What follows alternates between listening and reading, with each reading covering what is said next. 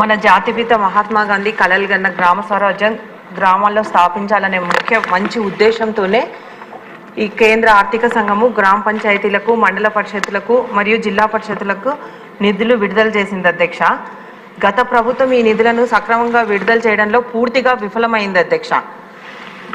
పంచాయతీలకు చెందాల్సిన దాదాపు 12,000 కోట్ల స్థానిక సంస్థల నిధులను వైసీపీ ప్రభుత్వం దోచుపోయింది అధ్యక్ష. గ్రామ ప్రథమ పౌరులైన సర్పంచులు ఉత్సవ విగ్రహాలుగా మారారు అధ్యక్ష. గత ప్రభుత్వంలో సర్పంచులు మాత్రం తమ గ్రామాల్లో కనీసం బ్లీచింగ్ పౌడర్ కూడా నిధులు లేక రోడ్డు మీద భిక్షాటన చేసిన సంఘటనలు కూడా మనము పేపర్లో చూసాం అధ్యక్ష. సర్పంచులకు పవర్ లేదు, పంచాయతీల్లో ఖాతాల్లో నిధులు లేవు అధ్యక్ష. గతంలో సర్పంచ్ నిధులల్లా ఏవైతే వాళ్ళు ప్రాధాన్యత ఇచ్చారో గత ప్రభుత్వంలో గ్రామ సచివాలయాలకు అలాగే ఆర్బీకే కేంద్రాలకు మాత్రమే భవనాలు కట్టడానికి వాడేశారు అధ్యక్ష.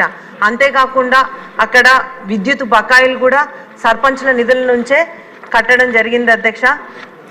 సర్పంచులు గ్రామాల్లో సమాధానాలు చెప్పుకోలేక తెల్లముఖం వేయాల్సిన పరిస్థితి ఏర్పడింది అధ్యక్ష. స్ట్రీట్ లైట్లు వేయాలన్నా, డ్రైన్స్ క్లీన్ చేయాలన్నా, బోర్లు రిపేర్లు చేయించుకునే పరిస్థితి కూడా లేదు అధ్యక్ష గత ప్రభుత్వంలో. అదే మన ప్రభుత్వం అధికారంలో ఉన్నప్పుడు లోకేష్ బాబు గారు పంచాయతీరాజ్ మినిస్టర్గా ఉన్నప్పుడు అధ్యక్ష మనము దాదాపు 25,000 కిలోమీటర్లు రోడ్లు వేయించడం జరిగింది అధ్యక్ష. అలాగే 27 లక్షల ఎల్ఈడి లైట్లు కూడా వేయించడం జరిగింది అధ్యక్ష. జలజీవన్ మిషన్లో మన ఏపీని 6వ స్థానంలో నిలబెట్టడం జరిగింది అధ్యక్ష. అలాగే 36 లక్షల కుటుంబాలకు వ్యక్తిగత మరుగుదొడ్లు కూడా కట్టించడం జరిగింది అధ్యక్ష. ఏ పని జరగాలన్నా కానీ సర్పంచ్ ఆదేశాల మేరకే జరిగేది అధ్యక్ష.